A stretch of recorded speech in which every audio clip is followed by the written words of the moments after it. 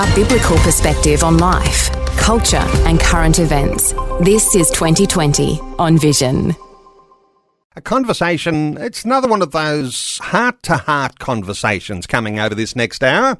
And you'll know that in a heart-to-heart conversation, you'll get an opportunity to maybe have your own say, to offer your own thoughts, offer your own heartbeat into a conversation as we talk about churches and healthy pastors and what happens if the church is not quite so healthy. You know, if you've been around a while, you know that God has a special way of growing and maturing and releasing believers who influence communities and impact the world. It's called the church, and it can look different from community to community and nation to nation. But not everyone has an amazing experience with their local church, with lots of people pointing a finger of blame sometimes at the weaknesses and the inadequacies of the leaders, and especially the pastor. Now, we like to honour pastors on this program, as you know. We cheer pastors on. We cheer on the local church, knowing that if our churches have healthy pastors, the church itself will be healthy and will thrive. Well, the opposite might be true. Unhealthy dimensions mean the health of a congregation may be compromised. We're back today with a special guest, the Reverend Dr Brian Birkett. He's back with us, having coached and empowered hundreds of leaders. He's been a director on 3 global missions boards, covering work in over a dozen Asian nations, including India. He's got a new book. It's about to be released in the new year. It's called Healthy Pastors, Thriving Churches, Sustaining a Healthy Personal Foundation for a Lifetime of Kingdom Impact. Brian is the founder of Springboard Consulting, empowering people for purpose. Brian, a special welcome back to 2020. Great to be back with you, Neil, and with your listeners. Brian, right from the outset, let's jump straight into the deep end as listeners reflect on the sorts of things I describe, and you've got your new book that's about to be released in the new year, and we're going to talk about churches, and we're going to talk about being part of these churches, but we're also going to have a bit of a focus on pastors, and this is an area where you've had real specialisation, and some pastors dealing with loneliness and depression, and we might think, how could they? They've got so many people around them. But a sense of being overwhelmed by the challenges of ministry in the 21st century. How do you see pastors and the challenges they're facing? Oh, that's so true, Neil. Pastors are facing incredible challenges, and for churches to come alongside the pastors, they'll actually get the best benefit from the pastors. And so as congregational members, as board members, as leaders come alongside the pastors and cheer them on, as you were saying in your introduction, cheering them on as I put it, heroes of the faith, today's heroes of the faith, our champions that we want to encourage. That's what we want to do with our pastors. Unfortunately, many times what happens in our churches is people get frustrated, and hey, that's pretty natural. And sometimes people get frustrated with their pastor. The music might be too loud, it might be too soft, the service might be too boring, it might be too exciting, the effects might be too modern, they might be too traditional. All sorts of things come pastors' ways, and it can become really challenging for them. You know, I can't help but reflect that, lots of pastors, they can take a criticism or two. They've got thick skins. In fact, I think it's one of the things you've got to have is a little bit of a thick skin when you are a pastor. But if those criticisms are not just happening occasionally, but they're happening frequently, there's a little bit of irritation that develops, and you can really, it can put that sort of pressure on the pastor that causes them to have this sense of being overwhelmed. What are your thoughts about the sort of, if it's a dripping tap of criticism, what does that mean for the pastor? Yeah, look, very true. I studied under a chap named Dr. Archibald Hart, H-A-R-T. He's got a great book called The Hidden Link Between Adrenaline and Stress. He's a neuropsychologist. He was the leader of the American Counselors Association, 10,000 counselors. And he said this. He said, pastors have a mini depression every Monday. So we're sitting in class and he's saying this and I'm thinking, gosh, that's pretty radical. And then he explained why. Because pastors, sometimes they feel as though they've said the wrong thing when they preached. Sometimes someone hasn't greeted them when they thought they might, or they've missed out on someone when they should have said hello to someone. They might start to feel just a bit exhausted because they've had an adrenaline spike on the Sunday of being the most important person in the room, in a sense, representing the Lord in that place. But then they're by themselves often on a Monday and take a day off. I say to pastors, don't take a day off on a Monday. Take a day off on a Thursday or Wednesday or Thursday. But let Monday be a day where you go back to work, you get yourself back into your work. Otherwise, mini depression can set in very easily. So that drip effect, totally. It just builds up negative words, sometimes frustrations. And look, for people to express those in church, quite valuable, because it can give feedback to pastors. But it's how it's said, it's when it's said, and never approach a pastor straight after they've preached and say, you did this wrong, this wrong, this wrong, this wrong. Don't do it. Don't do it. So yeah, that'd be my few thoughts. We don't like to think there are those sorts of fragilities in pastors, but I imagine that when we think of pastors, we need to think of ordinary people who might have a call from God, but some of those fragilities that we might all have in response to criticisms, they're there for the pastor as well. Well, pastors are human beings, aren't they? And what I've found across 20 countries as I've visited to the different countries right across the globe, different continents, but especially Asia, I've found as I've listened in to the pastors' needs and observed them in their churches and worked with them personally, one-on-one, sometimes denominational leaders, sometimes pastors of small village churches. As I've talked with them, I've discovered they're human beings. And so human beings have emotions, they have hurts, they have past hurts, they have fragilities, as you put it, they have different challenges that they're working through themselves, maybe in their families, maybe with their spouse. So all of that is tied into what's going on for them as they're seeking to minister to people and love and serve the Lord. And we can probably all think of things that we could say that might be a critique of our pastor or of the church, the way that it functions. You're expressing here that has a effect on the pastor. Yeah. But are there things that you might always be mindful that you can say to a pastor or to leaders in the church that actually create the right care perspective? So when you're thinking, I could deliver a criticism right now, but I think I will hold back on that and I will say such and such. What am I going to say instead of maybe I'm just holding back, maybe just holding my tongue and not being open with my criticism? But are there some things that you should say that create a right caring perspective, knowing that there are those fragilities? Yeah, look, I think of two things when you ask that, Neil. The first one is the KISS principle, which you'll know well. Keep it simple, stupid, silly, whatever. I'm the one that's the stupid or the silly. Keep it simple. Keep it simple, the KISS principle. The second one is the sandwich principle, and that is start with something positive, give the challenge, and then finish with something positive. So let me use an example. I was with one of our pastors who'd been preaching the other week. He'd done a fabulous job. In fact, his sermon could be podcast, well served, YouTube, and well viewed, and so on. Outstanding job. But here's the thing: he did about 4 sermons in one sermon. He covered so much topic, and most people wouldn't have tracked with him. So what I said was, that was fantastic. That was incredible what you covered there, the way you brought that through, and I picked up some positives.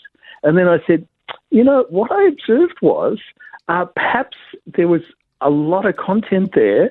Perhaps you could create a series from that one sermon, and maybe if you dial it down a bit, people will grab hold of some key points and find it really helpful. Hey, you're a great preacher, I said. You're a fantastic communicator. I look forward to the rest of the series. I said something like that. So that's what I call the sandwich principle. Yes, and sometimes knowing your place, because not everybody has the right to be a critic, and I guess some people just blurt it out without thinking. And I'm wondering, are young pastors clearly, and perhaps they're more vulnerable than someone who's been around the traps for a while. But if you've been around for a while and you've recognised how to deal with some of the critique that comes regularly from people, but young pastors, they're the ones perhaps more vulnerable here. Young pastors are vulnerable to all sorts of different things. This one would be one of them. Young pastors can be vulnerable to pride when they get to be the most important person in the room, and especially when success comes, they can be vulnerable to that. They can be vulnerable to burnout. It used to be in one denomination I won't name that pastors would burn out within 2.5 years. That was because so much pressure was put on the pastor to plant a church, to grow numbers, that many felt as though they were just exhausted. They couldn't keep going. So sometimes young pastors overdo it and they burn themselves out, of course. So do older pastors as well. And, when you talk about pride and success, that might even lead us into careful with a false sense of praise too. I mean, you want to hold back on criticisms, but if you're actually, giving a false sense of praise and, how would you frame that sort of thing? You want to be able to communicate the right things. You want to go too bad and you don't want to be too glowing either. Yeah, look, flattery doesn't help. Flattery doesn't help. So to say to someone, oh, you're amazing. Oh, every time you preach, I'm this. Putting people on a pedestal doesn't help. But seeing them as Christ's servant that is seeking to serve and to bless and to encourage, to equip and to inspire, that's the way to approach our pastors. That's the way to come alongside them and to cheer them on. Yeah. And if you get it right, we're talking about healthy churches here. We're talking about the way perhaps the pastors' attitudes and leadership are contagious to everyone in the church. If you get it right, let's not talk about getting it wrong and what happens, but let's talk about what happens when you get it right here for a moment. The idea of a thriving church. Give us a little bit of what's the impression in your mind, Brian, when you think of what a thriving church looks like? Yeah, look, for me, a thriving church is a church where people are loving one another and really accepting each other, where any person can belong, whether they walk in as a new person or a person that's been there for 20 years, where each person is empowered and equipped to be able to be effective for the ministry that they present, whether it's in an office, whether it's in a factory, whether it's in a school or a hospital. As they live out their discipleship, it's a place where people are discipled and equipped to be able to be effective disciples for Jesus. It's a place where people are raised up to become effective leaders, where they might have been frightened to be in front of a group, but they become confident to share in a group of 10 people their thoughts, and where people are ready to start to reach out to their neighbours and friends and to say, hey, yeah, this is what I did on the weekend. I went to church and we've got such great people there. I love it. You should come along sometime. Or simply, hey, yeah, I enjoyed church. I heard this really important thing that helped me in my life. So when we see that sort of thing starting to happen, I think we've got thriving churches. This is 2020 with Neil Johnson, helping you make sense of life, culture and current events from a biblical perspective. 2020 on Vision. And our talkback line is open on 1800 316 316. You might like to contribute to our conversation. You can even help direct where our conversation goes with our special guest, the Reverend Dr Brian Birkett. And Brian has he's released his new book. There's a hard copy coming out in the new year. You can get this one online, though. It's called Healthy Pastors, Thriving Churches, Sustaining a Healthy Personal Foundation for a Lifetime of Kingdom Impact.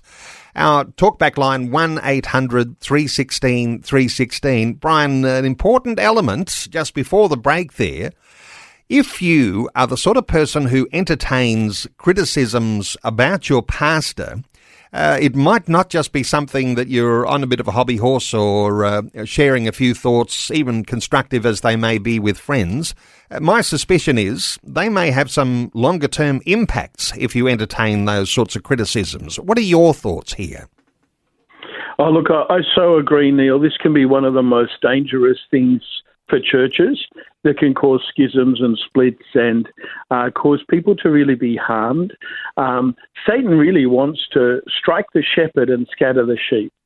And if we as congregational members are sitting around talking in negative ways about our pastor, then we're actually helping the devil split the church rather than building the church. So I say let's strengthen the pastor, let's strengthen the church, and then we strengthen the work of God. So back to the person, though, who's entertaining those thoughts. If a person's feeling negative things about church, whatever they are, they may be valid. Well, then go to the right person to talk about it. If you're having some struggles with the worship style, talk with the worship leader. If you're having struggles with the sermon, talk with the pastor. If you're having struggles with the lighting, talk with someone that can make a difference. Don't talk with friends and go to friends and just say in a life group or in a small group or someone you're having a cup of tea with or you're having a coffee catch up or you're going for a walk in the country or wherever you are. Don't just say to them, "Oh yeah, wasn't Bill or Bob or Ben or Betty or Judy or weren't they terrible when they preached? Oh, I'm really struggling with them as a pastor. They're no good, are they?" You know what? I think it strikes a chord. And, you can't talk about these things just anywhere. But while we're on the radio, we can. And sometimes it's the people who are on the sound desk. They get really roasting criticisms because, for someone there in the congregation, it's far too loud. What were they thinking? For another set, and perhaps it's a younger set, saying, "Why don't they turn that up? It's just not hitting the mark. It's not giving the right impression of the sort of song that we're trying to sing." The people on the sound desk, they're just as much a volunteer, usually, as anybody else in church life. What about their vulnerabilities? Sometimes they receive a pretty significant criticism, don't they, from time to time? Look, so true. Anytime I go somewhere to preach, Neil, I'll always find out the name of the sound desk people. After all, they're the ones that can turn me up or turn me down, aren't they? I'll find out their name, and normally when I'm speaking, I'll say something about them appreciatively, never negatively. If they make a mistake with the PowerPoint or they make a mistake with the sound or something like that, I'll say, "Oh, it's okay, everyone," or whatever. I'll actually, and if possible, I'll make it my mistake so that they're not roasted. And yes, congregational members can do that. Part of me wants to say, Neil, if I may, how dare they? How dare they do that when someone has volunteered their time, probably got to church an hour before everyone else, probably there an hour afterwards helping set up. Let's encourage our sound people. Let's cheer them on. Now we don't leave them there making a mess. We need to train them. We need to equip them. We need to get the right people doing the right jobs. I've never done sound, Neil. I never probably will. And some might say, they'll never let me near the sound desk. That's it. So that's okay. But who am I that should criticise them? Yeah. And the interesting thing is when we have poor impressions of the sound at church, and these are sometimes transitory positions. There's newcomers who are coming in and they're getting an opportunity to have a go on the sound desk, and we don't always see who's sitting behind it when we're sitting in church, but they're always someone new coming in and having a go, and yes, making necessary mistakes by which you learn from. But that's that's par for the course in church life. And if the giving in your church was so good that you could afford a professional sound person, you probably wouldn't have those sorts of problems. But churches don't employ sound people typically.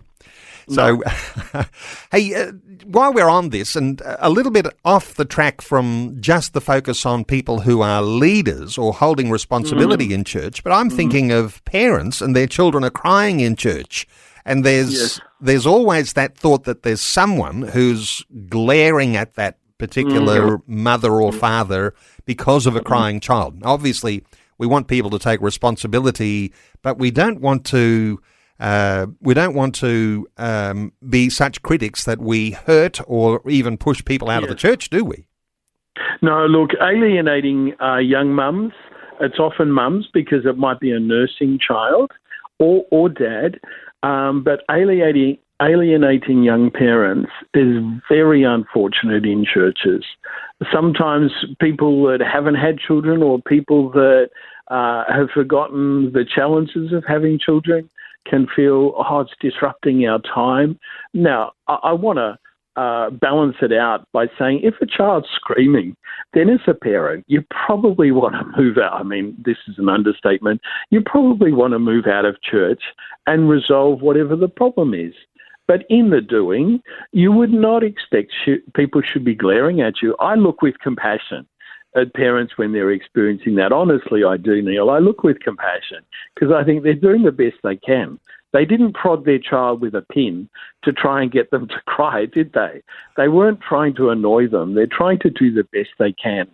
So even if it's a mum that's nursing discreetly, I think we need to value our parents and value our children.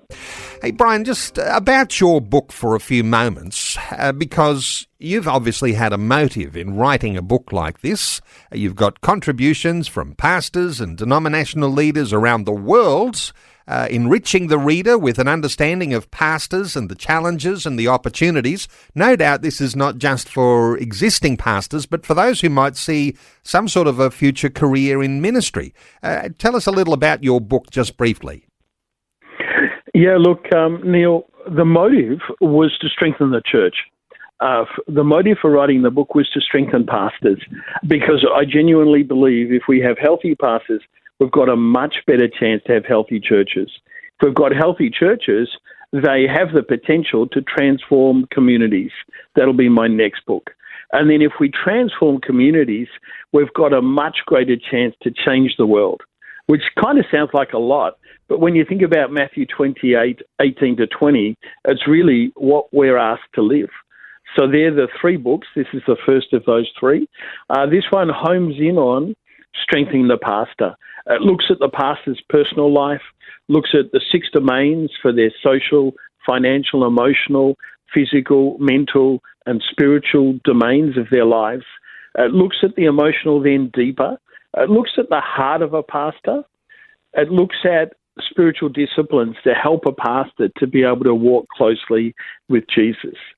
It's for pastors that are serving the Lord as full-time ministry workers in churches, yet it's also for people who are working pastorally as chaplains, for working pastorally in Christian schools as Christian school teachers. They're pastors of the kids they're leading and teaching and helping learn maths or science. I was a maths science teacher, so I know.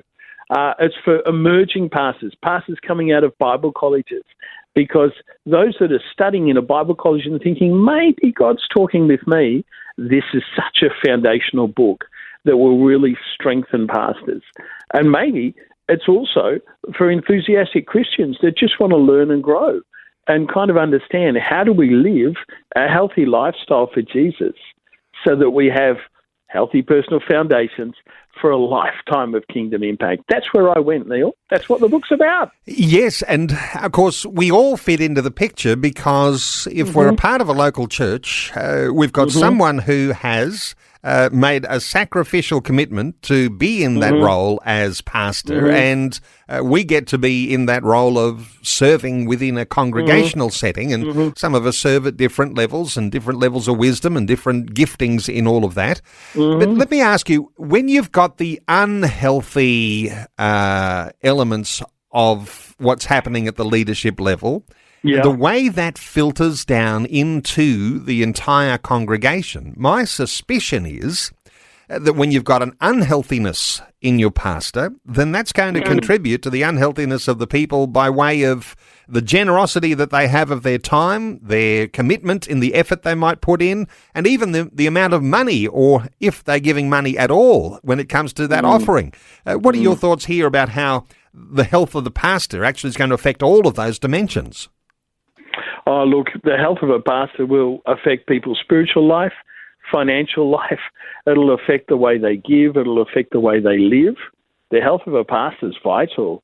So thinking about giving, why would I, say I was a person in a church where the pastor's not doing a good job, and I've not been in that situation, but I've worked with many people who have been in that situation as I work with congregational members and board members and things. So if I had a pastor like that, why would I spend time serving? Why would I get behind the vision? Why would I give my money? They say, someone once said this to me, I think it was Kevin Connor, who was former senior minister of City Life Church. One time, Kevin said to me, Brian, the money comes last and it leaves first. So if a person comes new to the church, they make sure they feel comfortable with the church before they bring in their money. And then if they start feeling upset with the church but not leaving but still there, then they'll start to reduce their money or stop their money. So the money comes last and leaves first. So unhealthy pastors, honestly, Neil, unhealthy pastors make a mess. Unhealthy pastors need help. They need someone to come alongside them, to listen to them. They need to reach out to others in their denomination or outside their denomination. They need mentors and professional supervisors. They need counsellors. They need people in church to cheer them on and help them become healthy if they're willing. Brian, oftentimes the senior pastor, and we might hope and think that there are some personal friendships within the congregation, but sometimes the closest, most intimate friendships and those needed relational friendships are coming from outside of church life or peer to peer. There's other pastors of other churches and there's a certain camaraderie, a certain intimate connection that can happen between leaders, and that's a necessary thing, isn't it? How do you reflect on the need that your senior pastor is going to have for other people to be their closest friends even outside of the church? Yes, look, very good. I warn pastors that their congregational members can't be their best friends. And some of them look at me like a coward at a locked gate. They get really upset with me. But as I help them to discover why, they end up agreeing with me. They can be friendly with everyone in church. They can love and care for everyone in church. They can build friendships with everyone in church. But their best friends, their supporters, I call it their circle of support, needs to be outside the church and sometimes outside the denomination. Here's why. So within the denomination, if a person, say a pastor is having a struggle and they go to someone within the denomination, another fellow pastor, and they share the issue, as they share that issue, what level of confidentiality will there be? Will that pastor go to another pastor in the denomination or the denominational leader and just share, just for prayer, what the issue is?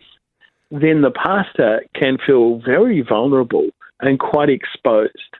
So people within their denomination, they need mates, they need other men and women that are alongside them as pastoral leaders. And then they also need people outside. So it could be a mentor from another denomination. It could be a professional supervisor. They could be in need of a coach, someone to guide them with how to get cell groups going effectively, life groups going effectively. They might need a counsellor. So they need people outside their world so that they can have friendships with those people. Yeah. So pastors almost need like their own personal strategy to move into what they will see as an effective leadership. That strategy is going to include who is your mentor or who are you going to be a mentor to. Do you think that pastors typically know this because it's just expected, or do they have to be taught these things, that you have to have some sort of connections beyond your congregation? Yeah, I'd say if you asked me that question 10 years ago, most pastors did not know that. If you asked me it 5 years ago, I'd say some were starting to know that. I reckon now more are coming to know that. Some are resistant. There would be large groups of pastors who are resistant to have anyone speak to them and guide them with how to do life and ministry. Large group of pastors. I'm concerned for those pastors. They do need to come to the realization they really need someone in their corner that's cheering them on. Their spouse might be cheering them on, but they also need other people to be able to cheer them on. The number of times I've talked with pastors and they've said, I've got no one to talk with. I couldn't share this with someone else. I wouldn't be able to. It frightens me. Yeah. It might be taking us off on maybe a little bit of a different dimension here, but the politics that's going on in denominations even is challenging for pastors. Some denominations have a wonderful biblical foundation, and there's a whole lot of very controversial issues, but just navigating that way forward, if you're in a denomination where these things are being threatened, a biblical view of marriage and of masculinity and femininity, all those sorts of things. These I'm probably taking us off on a different dimension here, but that's something you've got to be able to talk through, establishing a biblical foundation and knowing what you're standing for. And unfortunately, one of those practical areas was COVID. COVID split churches. And then homosexuality in a response to homosexuality. That split churches. Other issues of gender issues, transgender issues and so on, causes rifts in churches. So these are desperately important issues that pastors have a biblical, healthy, compassionate response to, with wisdom in leading their communities. Now, certainly our session today isn't to talk about how do we respond to those specific issues, but the fact that there's so many issues and bureaucracy and safe churches and working with children checks and the terrible horror of children experiencing sexual abuse in churches and the cover-up that happened for generations, that's no more. The horror of that. These are such serious things that we need to be clear on. And boards working with pastors, denominational leaders working with pastors, and teams of people even resourcing them and advising them how to be able to respond in a healthy way. Taking calls, 1-800 316 316. Graham is in South Australia. Hey, Graham, welcome. Thank you for taking my call this morning. I think you've touched on a very significant part in our ministry. We're going through a situation at the moment there where our pastor is on sick leave there at the moment, and because of the pressure that is on pastors, and then the emotion that brings within the church, and trying to go forward, and I think as parishioners in our church, and that we just sometimes think that these people are they're just superhuman, above, superhuman, yes, and I just feel that and then when you sort of look to give them time out and they think, well, he seems all right and all the rest of it, but they just need time and they need help from outside, as you were saying before there, to actually just get them back on onto what actually is important as they go on in their ministry there as well. Graham, thank you for sharing these things. And so here's a real life scenario. Your thoughts here, Brian? I mean, you hearing Graham's heartbeat. What are your thoughts for Graham? Yeah, look, Graham, I really appreciate you calling in and expressing the concerns that you have for your pastor. I think, Let's take another call straight away. Peter is in Barraba in New South Wales. Hey, Pete. Good afternoon, yes. Yes. What are your thoughts for our conversation?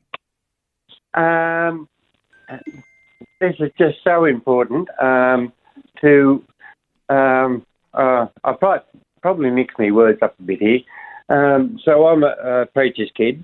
So along the lines of my dad was a pastor 24 hours a day, 7 days a week, 360 days a year. So I kind of had these thoughts about growing up without a dad. In the same respect, now that I'm older, well, he had a greater mission than anybody else, and he did a good job. But as I grow up, as I've come back to the church and done all those things, and I have my prayer time in the morning, as soon as I've gone through the Lord's Prayer, then I start praying about our pastors, because they are have such a burden on them to preach out Jesus. Peter, great inspiration, actually. Knowing your background, and you obviously, fell away from the church, maybe left your faith behind for a little while, but you're back and you have a tremendous experience having grown up in the home of a pastor who worked very hard, even to the point where it looked like family was suffering as well. But let's get a thought or two here. Brian, what are your thoughts for Peter?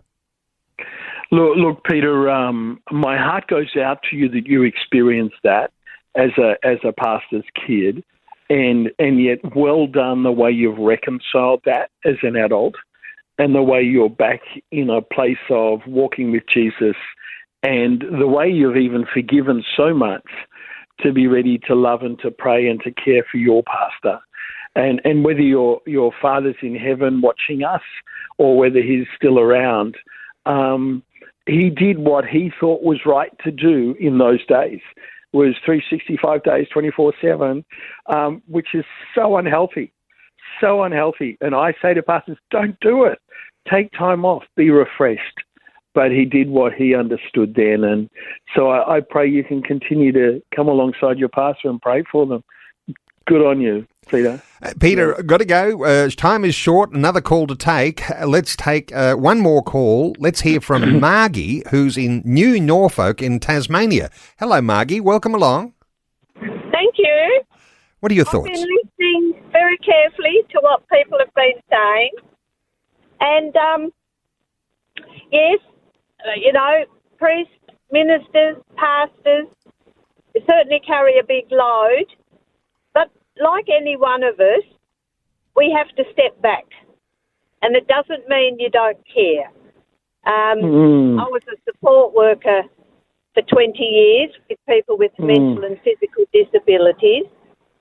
And I always knew that I'd have to leave if I started to not enjoy it or get out of it what I wanted. You got to hang the hat up sometimes. And I'm not saying that pastors have to hang the hat up, but you have to look after yourself. Like, you can't pour from an empty cup.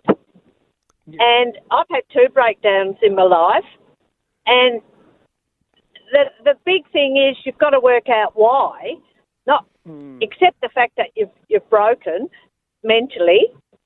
And it's very scary and very horrible place to be in. But I had to think honestly and sincerely about why it happened, and it was because I was trying to do too much. I was trying to please too many people. I didn't think I was doing enough for God, and I realise now it's the little things, maybe dropping off a little plate of biscuits to someone who's lonely and having a couple with them. You don't have to extend yourself to the point of burnout. Margie, there's some profound things that can happen in those little things, and I'll get a thought or two here from Brian for Margie. Yes. I love I love that picture, Margie, of you can't pour out of an empty cup. So I think of a teapot. I had a